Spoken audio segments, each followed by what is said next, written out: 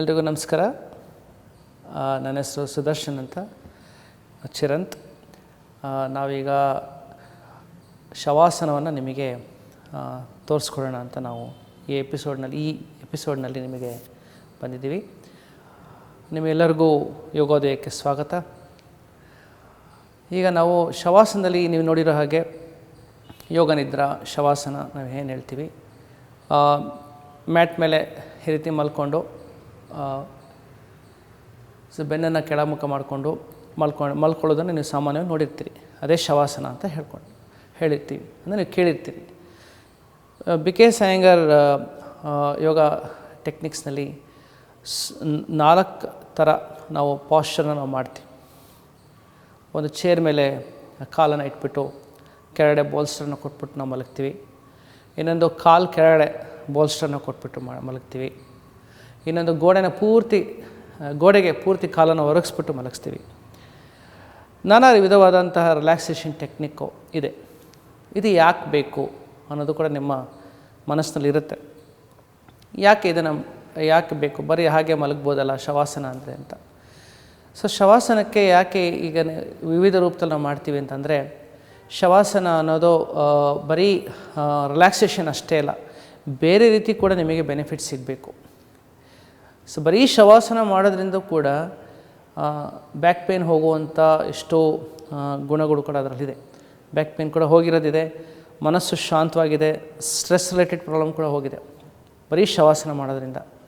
ಅಷ್ಟೇ ಅಲ್ಲ, ಈ ಆಸನಗಳನ್ನ ಈಗ ಚೇರ್ ಮೇಲೆ ನಾವು ಕಾಲು ರೆಸ್ಟ್ ಕೊಟ್ಟು ಮಾಡೋದ್ರಿಂದ ಏನಾಗುತ್ತೆ, ಇನ್ನೂ ಅಡಿಷ್ನಲ್ ಬೆನಿಫಿಟ್ ಕೂಡ ಸಿಗುತ್ತೆ. ಸೊ ಆಮೇಲೆ ಚೇರ್ ಮೇಲೆ ಕಾಲನ್ನ ಕೊಟ್ಬಿಟ್ಟು ಹಿಂಗೆ ಮಲಗ್ತೀವಲ್ಲ, ಬೋಲ್ಸ್ಟರ್ನ ಕೆಳಗಡೆ ಕೊಟ್ಬಿಟ್ಟು ಮಲಗಿದಾಗ ಏನಾಗುತ್ತೆ, ಸೊ ಬೇರೆ ಥರ ನ್ಯೂನತೆಗಳಿದ್ದರೆ, ಏನಂದರೆ ಸ್ಲಿಪ್ ಡಿಸ್ಕ್ ಇದ್ದವರಿಗೆ ಬರೀ ಶವಾಸನ ಸಾಕಾಗಲ್ಲ. ಆ ರೀತಿ ಆಸನ ಮಾಡಿದ್ರೆ ಬೇಗ ಅವರು ಗುಣಮುಖರಾಗ್ತಾರೆ. ಸೊ ಗೋಡೆಗೆ ಹಿಂಗೆ ಒರಗಿಸ್ಬಿಟ್ಟು ಮಲಗಿದಾಗೂ ಕೂಡ ಬ್ಯಾಕ್ ಪೇಯ್ನ್ ಅಂತ ಏನು ಹೇಳ್ತಾರೆ, ಅದು ಬೇಗ ಗುಣಮುಖ ಆಗುತ್ತೆ. ಆದಷ್ಟು ಮಸಲ್ಸ್ನ ಫ್ರೀ ಮಾಡಲಿಕ್ಕೆ ತುಂಬ ಹೆಲ್ಪ್ ಮಾಡುತ್ತೆ. ಸೊ ಈ ರೀತಿ ನಾವು ಮಾಡಿರೋ ಆಸನಗಳಲ್ಲಿ, ಅಂದರೆ ನೀವು ಇಂಟೆನ್ಸ್ ಪ್ರಾಕ್ಟೀಸ್ ಮಾಡಿರ್ತೀರಿ, ತುಂಬ ಆಸನಗಳು ಮಾಡಿರ್ತೀರಿ, ಆವಾಗ ಬರೀ ಶವಾಸನ ಸಾಕಾಗೋದಿಲ್ಲ. ಬೇರೆ ರೀತಿ ನೀವು ಆಸನಗಳನ್ನ ಮಾಡಿದಾಗ ಇಂಜುರಿ, ಅಂದರೆ ಅದರಿಂದ ಆಸನಗಳಿಂದ ಏನಾದರೂ ಮಿಸ್ಟೇಕ್ ಆಗಿದ್ದಾಗ ಇಂಜುರಿ ಏನಾದರೂ ಅದಕ್ಕೆ ನಮಗೆ ತೊಂದರೆ ಆಗುವಂಥದ್ದು, ಮಸಲ್ಸ್ನಲ್ಲಿ ಸ್ಪ್ರೇನ್ ಆಗ್ಬೋದು, ಅದನ್ನು ನಾವು ಗುಣಮುಖ ಮಾಡ್ಕೋಬೋದು ಬರೀ ಶವಾಸನದಲ್ಲಿ. ಅದಕ್ಕೆ ನಾವು ಎಂಡ್ನಲ್ಲಿ ಯೋಗಾಸನ ಆದಮೇಲೆ ಶವಾಸನ ಮಾಡೋ ಉದ್ದೇಶ ಇದಕ್ಕೇ, ಇಂಜುರಿ ಆಗಬಾರ್ದು, ಶಾರೀರಿಕವಾಗಿ ಮತ್ತು ಮಾನಸಿಕವಾಗಿ ಕೂಡ ನಮಗೆ ಗೊಂದಲ ಆಗಬಾರ್ದು. ಶವಾಸನದಿಂದ ನಾವು ಎಂಡಾದ್ರೇ ಯೋಗಾಸನ ಕಂಪ್ಲೀಟ್ ಆಗೋದು.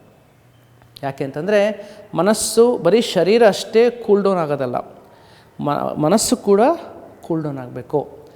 ಅದಕ್ಕೆ ಶರೀರ ಮತ್ತು ಮನಸ್ಸು ಎರಡೂ ಕೂಡ ಬ್ಯಾಲೆನ್ಸ್ ಆಗಬೇಕು. ಅದಕ್ಕೆ ನಾವು ಶವಾಸನವನ್ನು ಮಾಡೋದು. ಈ 4 ವಿಧವಾದ ಶವಾಸನವನ್ನು ನಾವು ಏನು ತೋರಿಸ್ತಾ ಇದ್ದೀವಿ, ಚಿರಂತ್ ಮಾಡಿ ತೋರಿಸ್ತಾನೆ.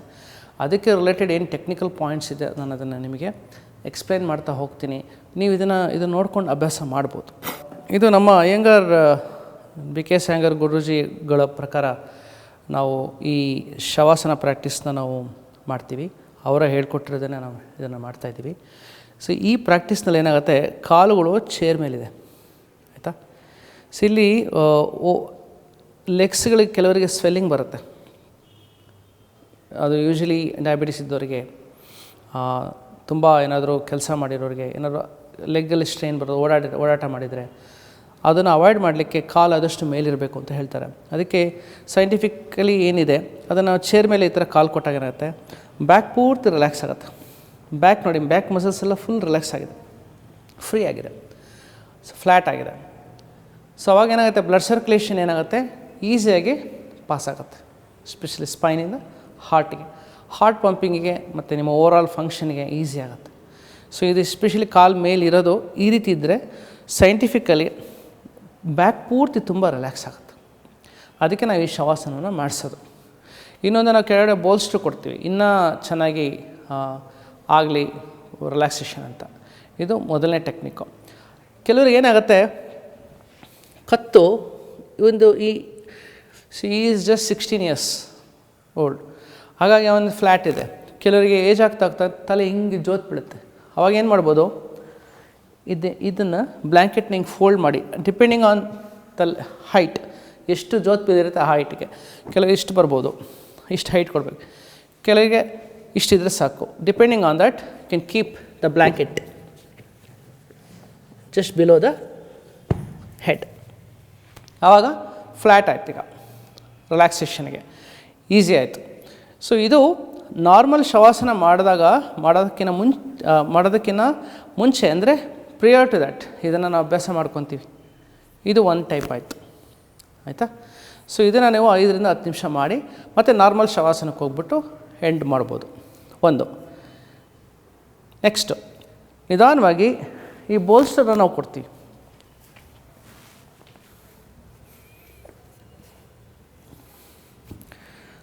ನಿಧಾನ ಸೊಂಟ ಇತ್ತು.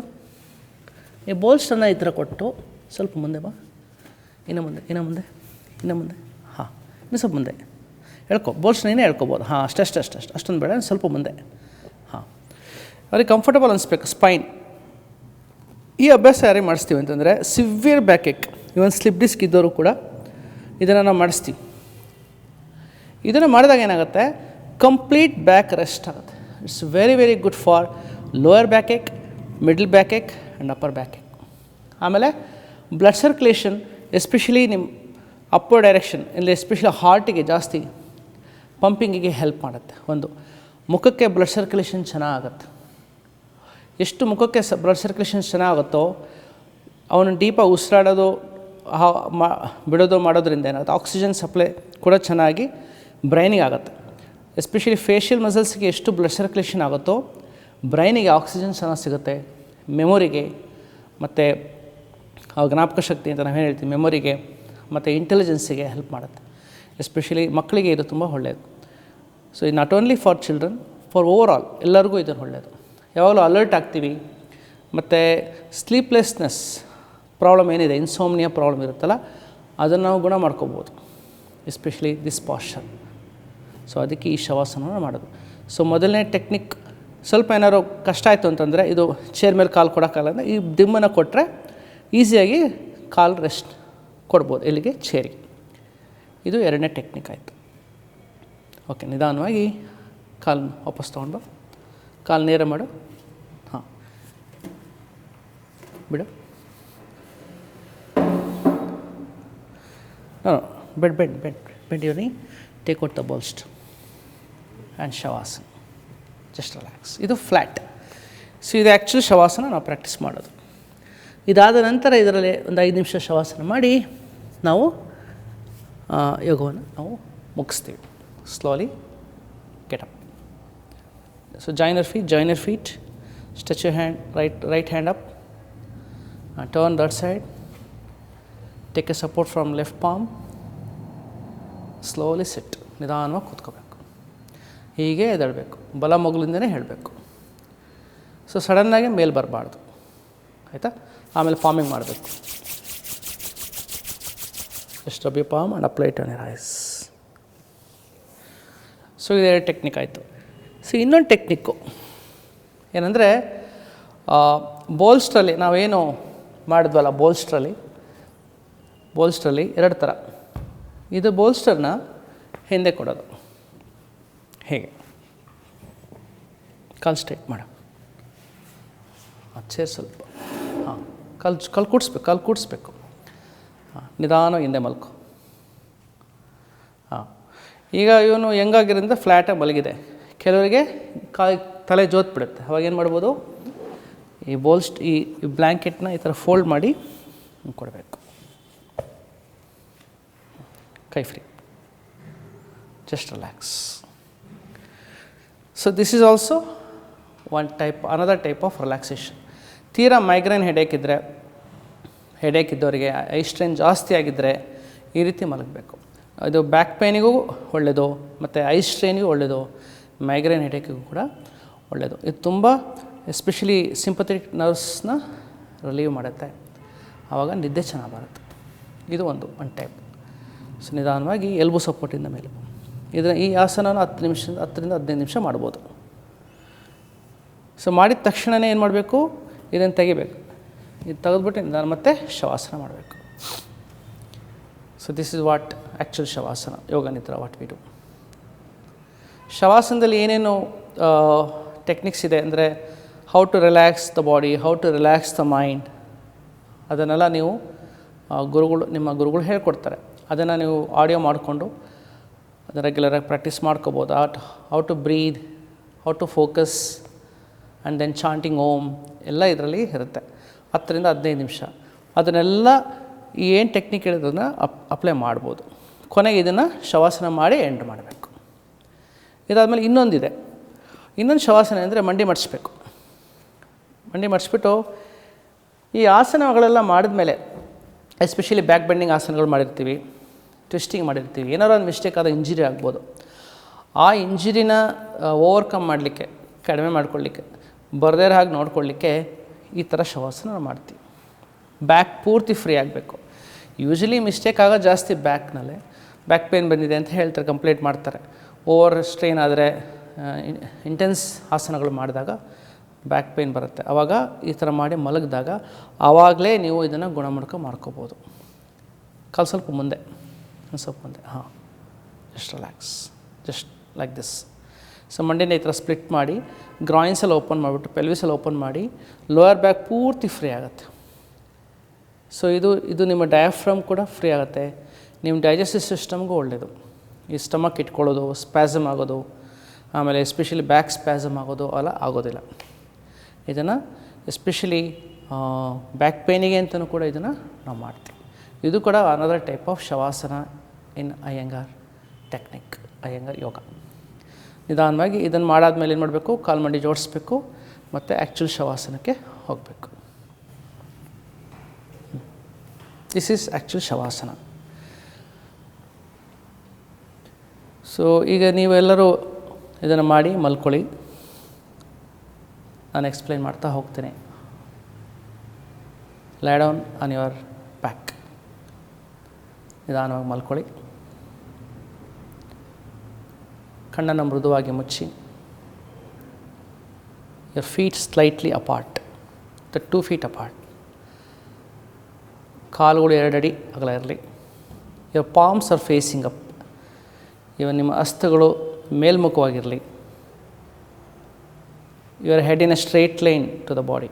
ನಿಮ್ಮ ತಲೆ, ಮುಖ ಶರೀರಕ್ಕೆ ನೇರವಾಗಿರಬೇಕು. ಕಣ್ಣನ್ನು ಮೃದುವಾಗಿ ಮುಚ್ಚಿ. Just relax your entire physical body. ಸ್ವಲ್ಪ ತಲೆ. Relax your mind.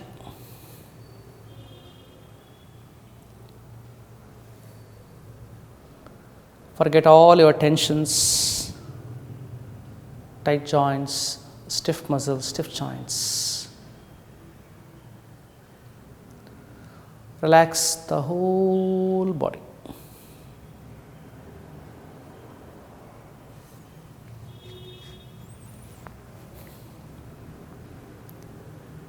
Relax your mind.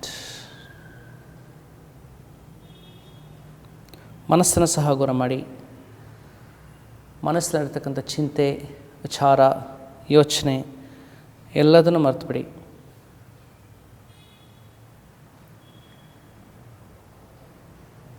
Watch your breathing.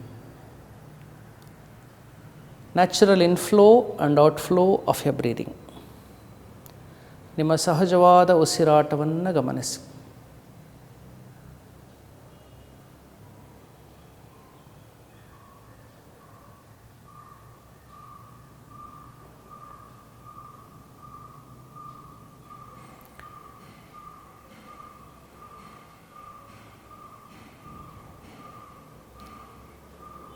Breathe in and breathe out slowly and deeply.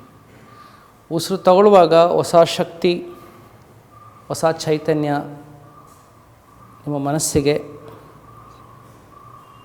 ಸಿಗಬೇಕು. ಉಸಿರು ಬಿಡುವಾಗ ಶರೀರ ಮತ್ತು ಮನಸ್ಸು ಹೆಚ್ಚು ಹಗುರಾಗಬೇಕು, ರಿಲ್ಯಾಕ್ಸೇಷನ್ ಆಗಬೇಕು. As you inhale, feel more energy. As you exhale, feel more relaxation and lightness.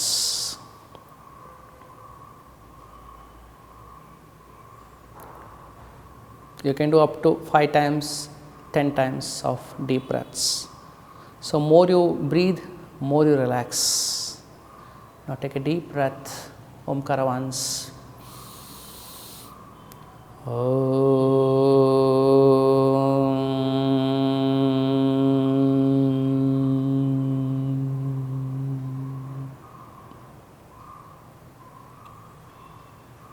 Maintain the silence of Omkara.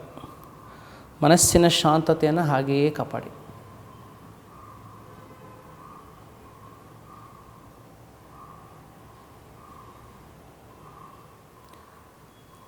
ಮನಸ್ಸಿನಲ್ಲಿ ಗೊಂದಲ ಇರೋದು ತುಂಬ ಸುಲಭ, ಆದರೆ ಅದನ್ನು ಶಾಂತಗೊಳಿಸೋದು ಅಷ್ಟೇ ಸುಲಭ ಈ ಶವಾಸನ ಮಾಡೋದ್ರಿಂದ. ನಿಧಾನವಾಗಿ ಕಾಲು ಬೆರಳುಗಳನ್ನ ಅಲ್ಲಾಡಿಸಿ, ಕೈ ಬೆರಳುಗಳನ್ನ ಅಲ್ಲಾಡಿಸಿ, ಕಾಲನ್ನ ಕೂಡಿಸಿ, ಕೈ ಚೆನ್ನಾಗಿ ಸ್ಟ್ರೆಚ್ ಮಾಡಿ ಮೇಲೆ, ಬಲ ಮೊಗಲಿಗೆ ಹೊರಳಿ, ಸ್ವಲ್ಪ ಹೊತ್ತು ಹಾಗೇ ಇರಿ, ನಿಧಾನವಾಗಿ ಕೂತ್ಕೊಳ್ಳಿ. ಈಗ ನಾವು ಕ್ಲೋಸಿಂಗ್ ಪ್ರೇಯರ್ ಮಾಡೋಣ. Take a deep breath, omkara once. ಓಂ ಸರ್ವೇ ಭವಂತು ಸುಖಿನಃ, ಸರ್ವೇ ಸಂತು ನಿರಾಮಯಾಃ, ಸರ್ವೇ ಭದ್ರಾಣಿ ಪಶ್ಯಂತು, ಮಾ ಕಶ್ಚಿತ್ ದುಃಖಭಾಗ್ ಭವೇತ್. ಓಂ ಶಾಂತಿ ಶಾಂತಿ ಶಾಂತಿ. May all be happy. May all be free from diseases. May all see auspicious. May all face all the happiness as well as the misery. May all see the good thing. They may all see prosperity. Om peace. Om peace, Om peace. First peace is for self, second is surrounding, and the third peace we are requesting for the universal peace. Thank you.